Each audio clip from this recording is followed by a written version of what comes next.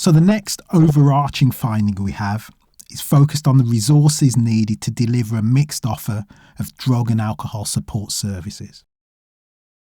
There are various things that need to be considered in terms of the resources needed to make a mixed offer work, and these are described here.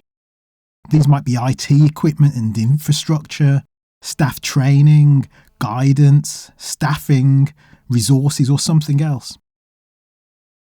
They're described under resourcing a mixed offer needs consideration. Here's what staff and service users' experiences identified. The first consideration is related to our finding that there are certain resources that need to be in place to make remote delivery of services work. Even where service provider organisations have already invested in technology to enable services to deliver remotely during the pandemic, they may need to invest further to support delivering a mixed offer in the future. For example, the technology needed to deliver a mixed offer most effectively may not all currently be in place, and more private physical space at venues may be needed to accommodate remote and in-person appointments simultaneously. This second consideration deals directly with staffing and the finding that remote delivery may sometimes require more staffing than delivering face-to-face. For example, this was found to be the case for some group-based service delivery, where more staff members were required and/or the staff time required to deliver was greater when the service was delivered remotely compared to when it was delivered face-to-face. This next one reflects our findings around the need for staff to be provided with guidance, training and support to enable them to effectively deliver a mixed offer. To do this effectively, it's important that the organisation is clear about what a mixed offer might look like and how this might vary depending on the type of support being offered, resources available, and the specific needs of the service user. For example, what might be offered in terms of a remote or mixed offer in different circumstances.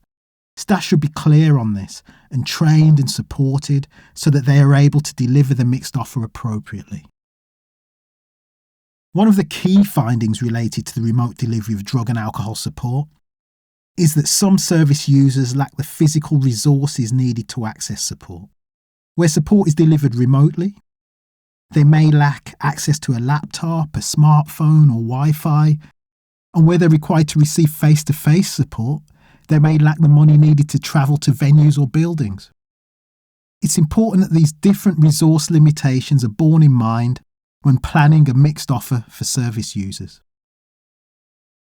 This next consideration is still related to resources, but has more to do with personal resources than physical ones. So, for example, some service users may feel that they don't have the confidence or the skills to engage with services remotely, may be uncertain about engaging remotely, or may for some reason find it challenging to keep appointments. Services need to think about how a mixed support model can be made accessible to these service users. Our analysis also suggests that the level and type of social support available to a service user can affect their ability to engage with the drug and alcohol support that is available.